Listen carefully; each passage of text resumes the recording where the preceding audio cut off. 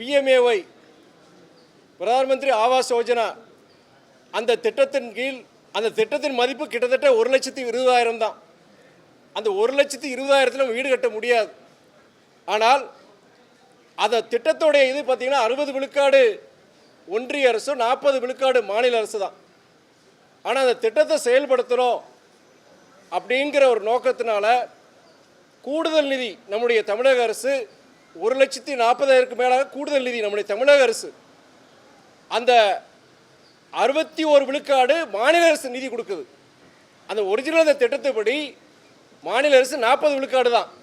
ஆனால் அந்த நிதியை நடைமுறைப்படுத்தணும், செயல்படுத்துறதுக்காண்டி தமிழக அரசு இந்த கடுமையான நிதி நெருக்கடியில் கிட்டத்தட்ட 61 விழுக்காடு கொடுத்து கிட்டத்தட்ட 2,83,000ங்கிற அந்த மதிப்பீட்டில் அந்த பிரதம மந்திரி அந்த வீடு வந்து கட்டி கொடுக்குறாங்க.